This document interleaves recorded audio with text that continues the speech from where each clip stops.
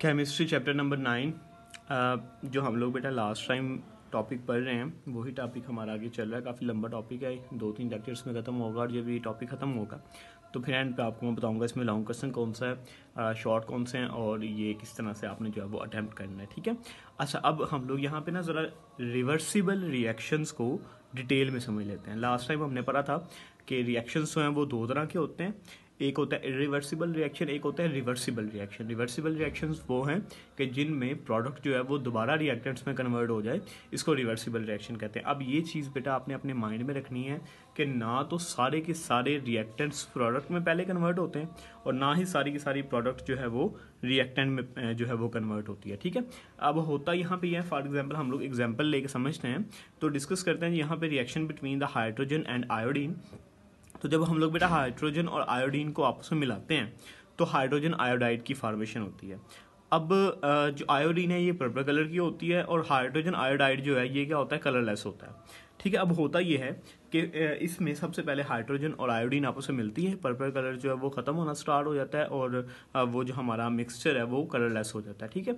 अब अगर तो ये हम लोग रिएक्शन करवा रहे हैं एक ओपन कंटेनर के अंदर, ठीक है, जैसे कि फॉर एग्जांपल ये एक ओपन कंटेनर है, इसके अंदर करवा रहे हैं तो जैसे ही हाइड्रोजन आयोडाइड बनेगा वो यहाँ से निकल जाएगा, एलिमिनेट हो जाएगा। तो हाइड्रोजन आयोडाइड बेटा जब यहाँ से निकल जाएगा तो फिर हमारे पास प्रोडक्ट नहीं होगी जो मिलके दोबारा रिएक्टेंट्स बनाए।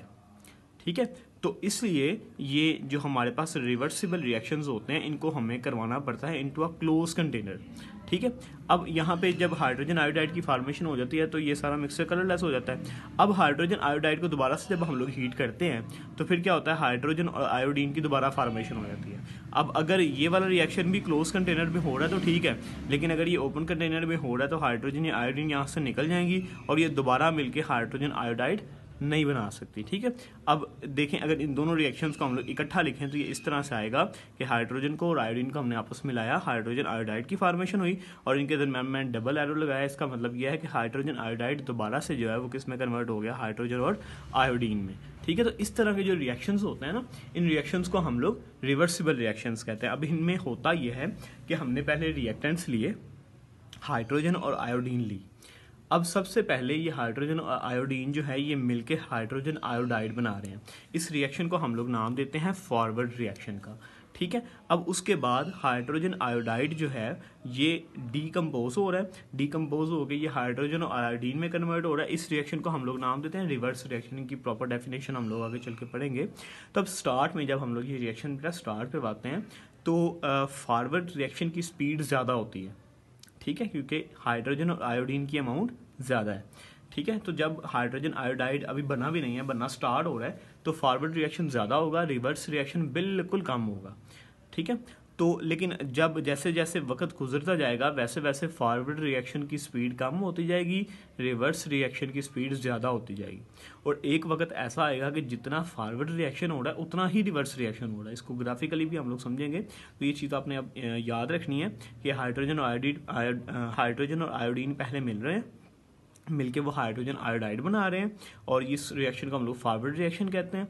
ये फॉरवर्ड रिएक्शन पहले तेज़ होता है और जैसे जैसे हाइड्रोजन आयोडाइड बनती जाती है वैसे वैसे फॉरवर्ड रिएक्शन की अमाउंट कम होती जाती है और रिवर्स रिएक्शन जो है उसकी अमाउंट ज़्यादा होती जाती है। ठीक है। और एक वक्त ऐसा आता है कि दोनों जो हैं वो आपस में बराबर हो जाते हैं। इसको समझने के लिए आप फर्ज कर लें कि आपके पास जो है वो एक स्केल है जिसके ऊपर आप मेजरमेंट करते हैं। तो एक साइड पे आप 1 किलो वाली कोई चीज़ रख देते हैं, दूसरी साइड पे आप जो है वो थोड़ी थोड़ी करके चीज़ें डालते जाते हैं। तो एक वक्त आता है दोनों बराबर हो जाती हैं।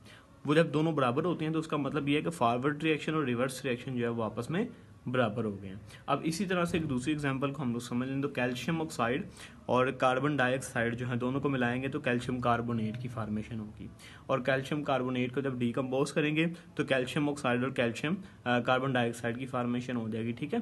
तो अब इन दोनों को इकट्ठा मिला के लिखेंगे तो ये इस तरह से लिखा जाएगा। तो ये भी एक रिवर्सिबल रिएक्शन है बेटा कि जिसमें पहले जो है वो रिएक्टेंट्स प्रोडक्ट में कन्वर्ट हो रही हैं और फिर जो है वो प्रोडक्ट रिएक्टेंट में कन्वर्ट हो रहे हैं। ठीक है। तो इस तरह के रिएक्शंस को हम लोग रिवर्सिबल रिएक्शंस का नाम देते हैं। अब ये एग्जांपल्स के लिए आपसे इसको हमने समझा।